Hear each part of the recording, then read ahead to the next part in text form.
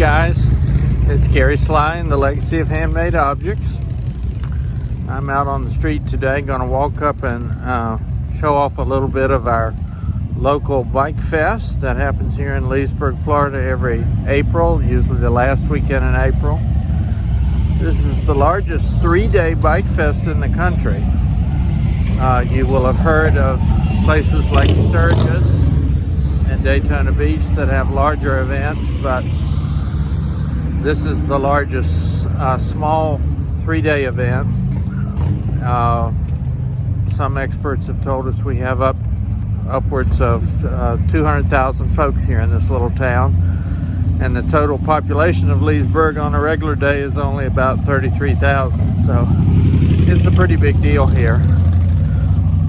It's Friday afternoon. There's a little bit of a lull now. It's about 5 o'clock. I just closed the shop, so it's not quite as loud and busy as it's going to be later tonight. And of course tomorrow, Saturday, will be really the peak day with bands playing and concessions and all sorts of libations being poured. So I thought I'd just kind of walk up here and give you a little bit of a feel of it. It's kind of a fun event, a really diverse crowd, families and older folks. Sometimes it gets a little wild after dark, but I can't say that I've ever really had any major problems. Living here and having had a shop down here for the last 6 years, it's become kind of an annual thing, and it's really come back after some of the issues we had during COVID. So I'm going to turn the camera around and I'll narrate a little bit, but mostly I'll just kind of walk around and let you see the sights.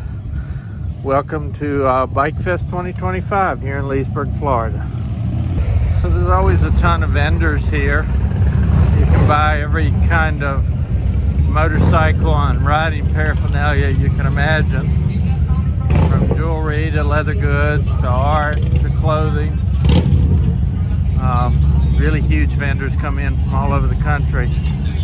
The local Harley dealership, Gator Harley, is out a little bit outside of downtown, and they have, of course, a major event going on this weekend as well. What happens here is that bikers come, and if they get here in time, they can park their bikes here in the middle of the main street, at least for this 6 or 8 block area. Gives you a chance to show off your ride and let people see what's happening. And then of course we pedestrians kind of hang out on the sidewalk and wander around and see what we can see. Our local restaurants, bars, retail shops all try to kind of turn on the gas and make things agreeable. You'll see music and bars happening out on the street.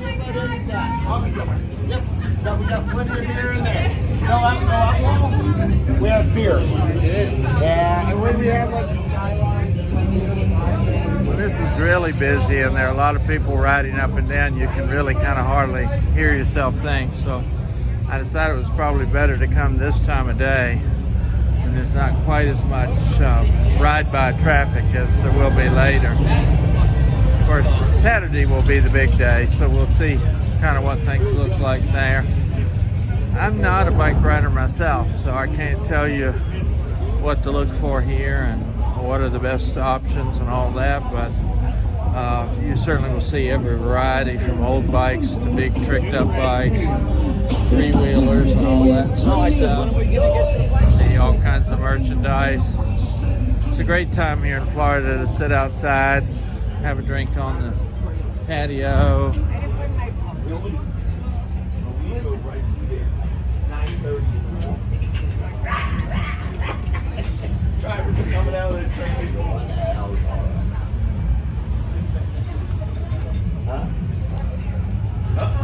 If you happen to be a merchant that doesn't have much to do with motorcycles like I do, you may or may not have a busy weekend, but a lot of folks will sell drinks and do other things like that to kind of supplement what's happening.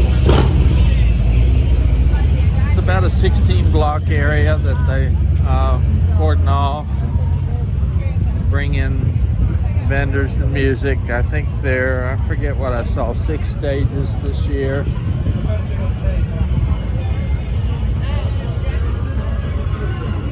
Very few things you couldn't find here if you needed it in terms of food, beverages, and that sort of thing. A lot of our local groups, nonprofits, school groups, things like that, get to take advantage of the event in terms of fundraising. So that helps to kind of bring something back to the community. The big stage here in the front is always up on Courthouse Square. Nobody's actively playing right now, but that, again, is probably good for the broadcast because you wouldn't be able to hear anything anyway. I wish you could smell the smells, but there's all kinds of wonderful things being prepared here. Really up and down all the little side streets and all that, you'll see activity. We're lucky we have a good weekend. Last year this time it rained a lot and everybody was kind of disappointed with the turnout and the opportunities, but I think we're making up for it this year. It's beautiful. Humidity hasn't come to land here in Florida quite yet. It's dry and it's in the 80s today, so everything kind of gets transformed this time of year, and we turn out for the bikers and make sure they have what they need to have a wonderful, comfortable weekend. Of course, it's a good economic booster for the town. Heads in beds, as somebody said it to me. Local hotels, campgrounds, all that sort of stuff get busy. This is our Market Street, which is kind of a nice little area for vendors and things like that on a normal week. There are no major businesses that face on the Market Street, so it's a nice little place for us to have things set up. It's a nice venue at night. Smell the leather goods there. Not too many things in the way of food that you can't get here either. If you want to take a look around. I don't know if I'm going to go up and down every street because a lot of the things are the same, and I mainly wanted to make sure you saw the motorcycles and just to kind of have a sense of what's happening. Leesburg is a lovely little town. If you've never been here, even if you're not here for Bike Fest, there's 16 restaurants and bars downtown, good bit of retail, including my shop, which of course I'd love for you to come visit sometime if you're in Central Florida. We're about an hour north of Orlando, about an hour south of Ocala, so not necessarily a huge tourist destination, but a nice stop along the way if you're traveling. We also have the distinction in Leesburg of having the fewest hurricanes of any city in Florida, so we're far enough inland that most of the time we just kind of watch the winds blow along the coast. Not always, but we get our share of bad weather and that sort of thing. There's some music coming up, so maybe we'll find a band playing while we're out wandering around today. Hey guys. Hey, Gary! Well, you should tell people about furniture here. All right, look at that. It's a video demonstration. Uh-huh.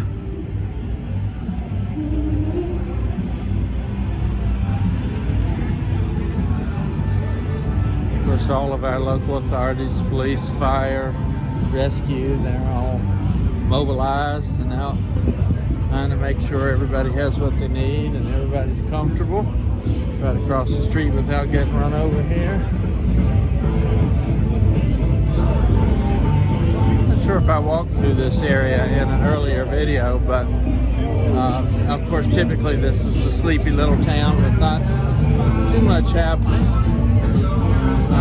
But we got lots of activity and things to do and see here. Some of these wonderful old historic buildings are actually being restored. I don't know if you can see this one on the end here, but it's the old Chevrolet building.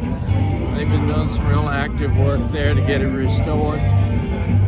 The town itself was founded in 1857, And the old building where my shop was built in the 1870s. So some of these larger buildings are pretty old, and they've been through a lot of different changes and permutations down through the years. My friend John has Chicago Fire and Brewery up here, this little shop with all the colorful banners. John is a Chicago native, and he'll help you understand that thin crust pizza is more authentic Chicago than thick crust. I'm not going to get into that argument. I'll let John make his case for that, as he will. There's some live music over there next to the Art Center. I'll walk and let you listen to them a little bit rather than trying to hear me here for a minute. Tell me now, baby, what you trying to do? Trying to love me and some other man too. Trying to love me and some other man too. Trying to love me and some other man too. Trying to love me and some other man too. I mentioned my friend John. He was one of the pioneers in teaching first responders how to deal with folks with autism, folks on the spectrum. And it's nice to always see his activities. Here's my friend Karen out with some sangrias to help raise money for that very cause. So it's fun to see. Karen's doing art during the regular year, but today she's out having some fun with the crowds here. This is our Leesburg Center for the Arts, which you all saw in last week's video. This is just the outside of it. My thingy says I'm running out of juice here, so I'm probably gonna have to wrap this video up in a minute. I guess I should have checked before I headed out. I'll try to get around and at least make the loop here anyway. See if we can go back up. A couple really nice destination kind of restaurants here. Turner's is the one that I'm passing now. Always a great place for a special event or an occasion. Prime 3 up on Main Street that I passed on the way in is another great place. Really well known for their prime rib. My friends Tiffany and James have breakfast at Tiffany's here with all this wonderful aqua paint going on up here on the right. We finally have a nice breakfast place back downtown again. Here's our hometown bank, United Southern. And I'm coming back up to Main Street here again. I think in deference to my battery that's running down, I think I'm probably gonna stop now. I'll try to get back up here and see if there's some more motorcycles roaring by before I stop. We're just about made the circuit. As you can see, it's a small town. I've basically circumnavigated most of the town here in these 10 or so minutes of walking. So it's a great place to come, great place to wander around. Of course, this video is going to show after the festival this year, but if you're in Central Florida next year, the last weekend in April, especially if you like motorcycles, this would be a good place to show up. Okay, I think I'll end for now. This is Gary Sly, and it's the Legacy of Handmade Up.